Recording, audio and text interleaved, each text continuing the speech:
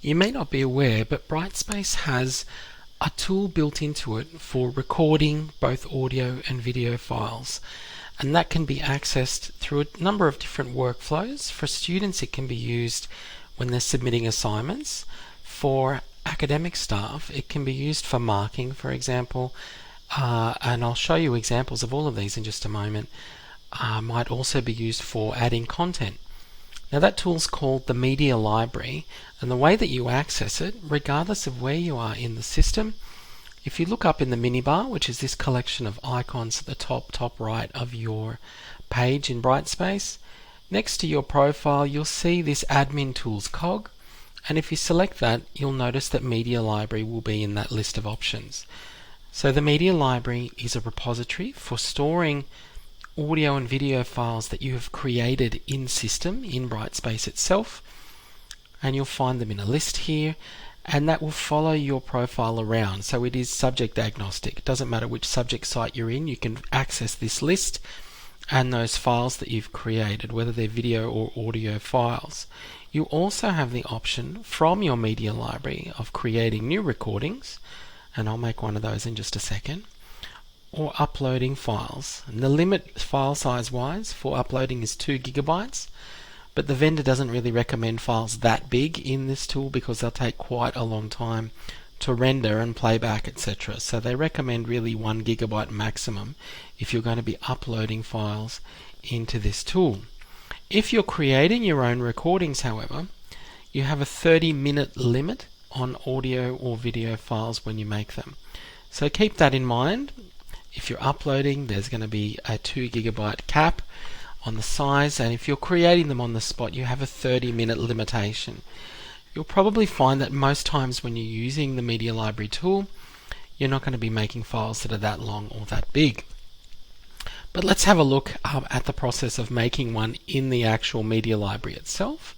So if I hit Create Recording, it's picked up my webcam. That's the Create Video option. I can turn the camera off and it will just record audio.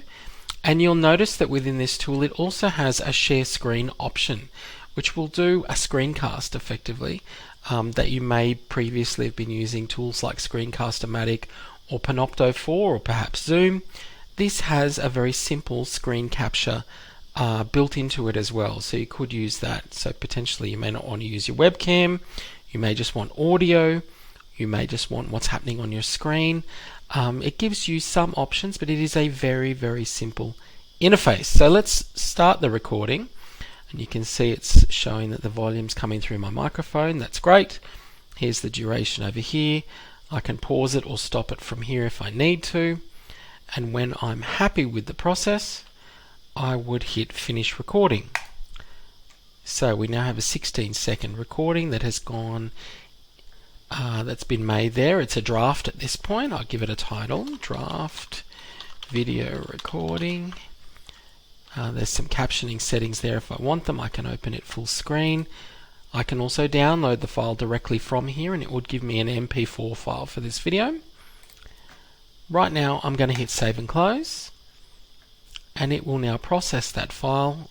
You'll notice it is pretty quick, and it's adding it to my media library as we speak. So it's now sitting in there, and I'll be able to access that at other times. So for example, if I wanted to add some content to a part of a subject sign, I would be able to, let's find somewhere where I can make some content. So we might jump into a site where I can build some content, and I'm going to add something into this folder, and I'm going to use Add Existing, and under Add Existing we've got this More option, and the first option in the list is the Media Library.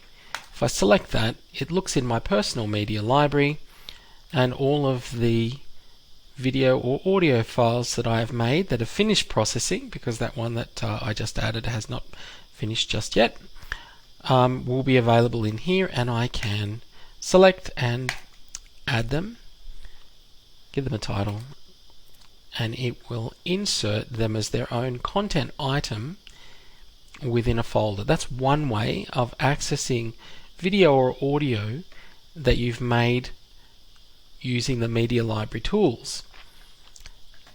Another way, and probably the most common way of how you might access this, so you can see the video sitting in there. The quality is not amazing. This is not going to give you a HD recording quality that you might get through other tools like Zoom or Panopto, for example, but it will give you serviceable video and audio. The other way that we're going to be accessing this tool, maybe without even knowing it, is when we're doing marking. So I'm going to go into some assignments. Let's find some submissions. There's one in here.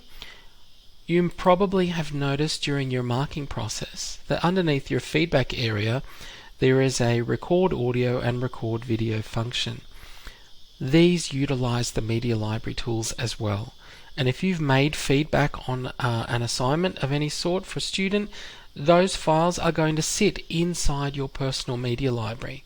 So you can access them later on, not just through the individual assessment task where the feedback is. They will be backed up in your media library folder. So they utilize exactly the same tools that we looked at a moment ago, but this is accessing it via marking. Another place where we might see this for students, for example, is through the assignment submission process. So I'm impersonating a student here in this site. I'm going to submit an assignment. So let's find one in the list. This will do. When we go to submit a file, I wonder if I can submit again. I have attached already a video file here. Let's do a different one so you can see it from the beginning. So I haven't submitted here. So let's submit this task. Not a great example. How about this one? There we go.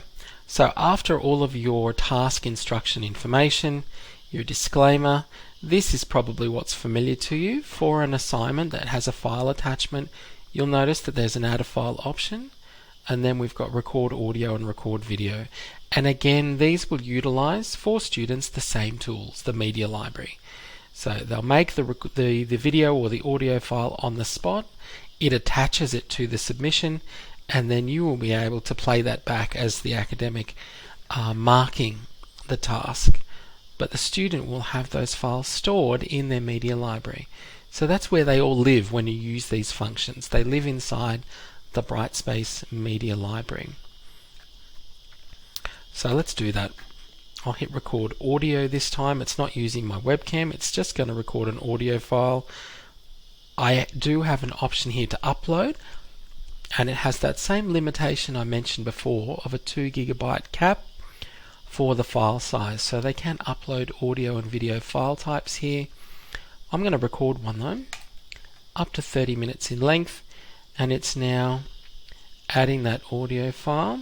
And once I've finished with it, we hit stop recording.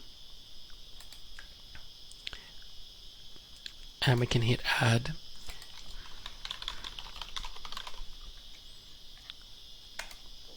And it will now attach that audio file to the submission.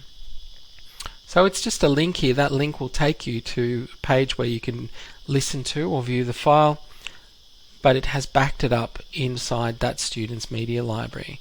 So if I hit submit and done, it has attached that audio file, but if I wanted to go and find it later on as the student, they could look inside their own media library, and here it is, along with a number of others that I've made beforehand. So it is a very, very simple to use tool for creating, uploading, even editing, very simple editor mind you, but editing of audio and video files that every user in the system can access, whether they're staff or students. So have a play with the Brightspace Media Library tool, starting with your Admin Tools Media Library option. Thank you.